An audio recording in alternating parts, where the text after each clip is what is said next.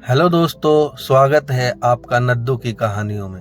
दुआ करता हूँ आप सेहतमंद रहें। यह कहानी है घमंडी राजा की। एक राज्य में एक बार एक सन्यासी आया और सीधा राजा के महल में चला गया। उस सन्यासी की वेशभूषा को देखकर राजा के किसी भी सिपाही ने उसे अंदर जाने से नहीं रोका। वो सन्यासी सीधा दरवाजे के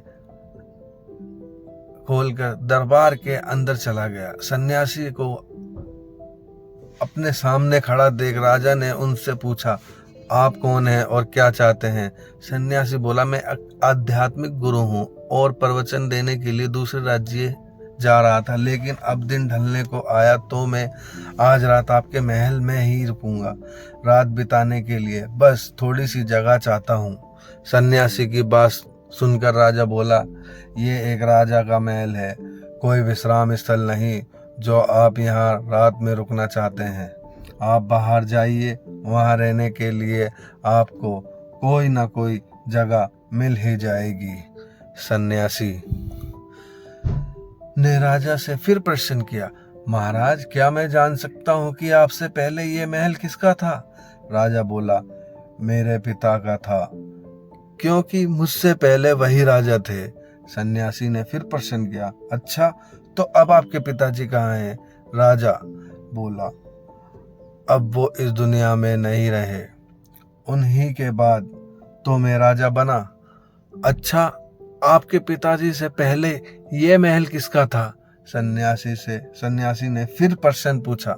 राजा को अब गुस्सा आने लगा, लेकिन फिर भी उसने शांत होकर जवाब दिया, मेरे पिता से पहले ये महल मेरे दादाजी का था और अब वो भी इस दुनिया में नहीं रहे।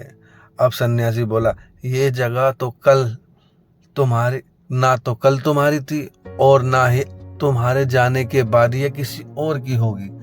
इस संसार में लोग कुछ ही समय रह पाते हैं और फिर चले जाते हैं। जहां हम अपना समय बिताते हैं वहीं हमारा विश्राम स्थल है। ना तुम इसे अपने साथ लेकर जा पाओगे और ना ही कोई और।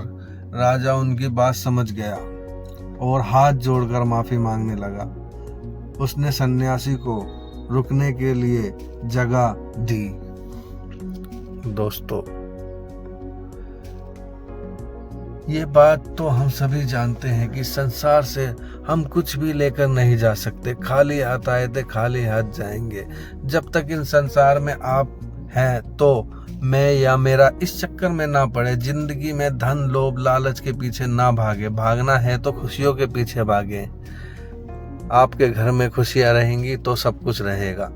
दोस्तों, कहानी अच्छी लगी हो तो प्लीज़ लाइक और सब्सक्राइब कर देना और चैनल को बेल आइकॉन का बटन दबा देना।